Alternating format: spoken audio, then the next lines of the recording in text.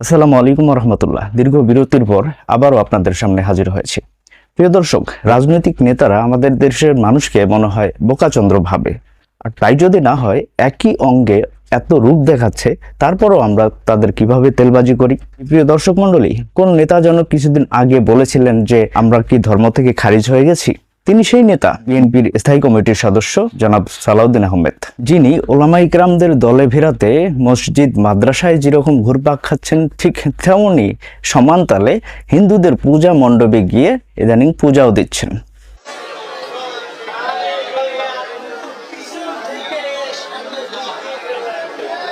এই ভিডিওটি দেখার পরে আমি দেশের আসল ধর্ম ব্যবসায়ীদের চিনতে পারলাম, যারা কিনা দেশের আলেম ওলামাদের ছোট করে কথা বলে, যারা আলেম ওলামাদের ভণ্ড বলে। এখন তাদের চরিত্র দিনের আলোর মতো পরিষ্কার। কারা আসল ধর্ম ব্যবসায়ী আপনারা ইতিমধ্যে জেনে গেছেন। হিন্দুদের ভোট টানার জন্য নিজের ধর্মকে বিক্রি করতে ছাড়লো না, নিজের ধর্মকে অসম্মান করতে ছাড়লো না, অথচ তিনি আবার বিভিন্ন স্টেজে নামাজ আদায় করছেন, এগুলো আবার ভাইরাল করাচ্ছেন।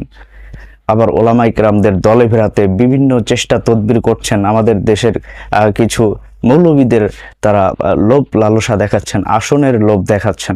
সুতরাং সালাউদ্দিন আহমেদের যে প্রকৃত রূপ, সেটা ইতিমধ্যে স্পষ্ট।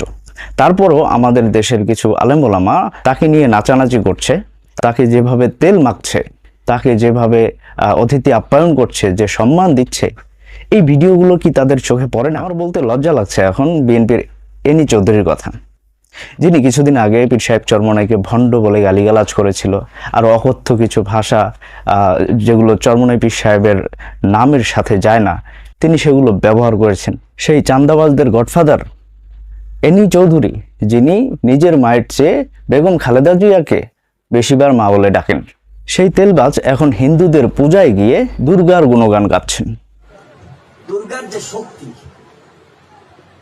অসুরকে বিদায় করার জন্য এবং ত্যাগ করে দেওয়ার জন্য, দমন করে দেওয়ার জন্য এই শক্তি বিশালভাবে কাজ করে, এবং এই শক্তিতে আমরা শক্তি অর্জন করে সামান্য ভোটের জন্য নিজের ধর্ম, ইমান, আকীদাকে বিসর্জন দিতেও তাদের কোনো সমস্যা নেই। এদের কাছে মোটেও ধর্ম নয়, বরং ক্ষমতাই আগে। আমি আজকে অবাক হয়ে গেলাম, বিএনপির একজন সিনিয়র নেতা জনাব রুহুল কবির রিজভী সাহেব, তিনি কিভাবে বলতে পারেন দেবী দুর্গার বাণী শুধু হিন্দুদের জন্য নয়, বরং এটা সবার। দেবী দুর্গার যে বাণী, সেই বাণীর মধ্যে দিয়ে, সেই বাণী শুধুমাত্র হিন্দু ধর্ম সম্প্রদায়ের বাণী নয়, দেবীর বাণী সমগ্র মানব জাতির বাণী, দেবীর বাণী বাংলাদেশের প্রতিটি জনগোষ্ঠীর বাণী। তার মানে তিনি স্পষ্ট বোঝাতে চাইলেন এটা মুসলমানদেরও। কেন ভাই, আমাদের নবীর বাণী কি ভাল লাগে না? আল্লাহর বাণী, আল্লাহর কিতাব, তার হুকুম, এগুলো ভালো লাগে না? এগুলোর উদ্ধৃতি দিতে আপনাদের কখনো শুনলাম না, দেখলাম না, বরং আপনারা দুর্গার উদ্ধৃতি ঠিকই দিলেন।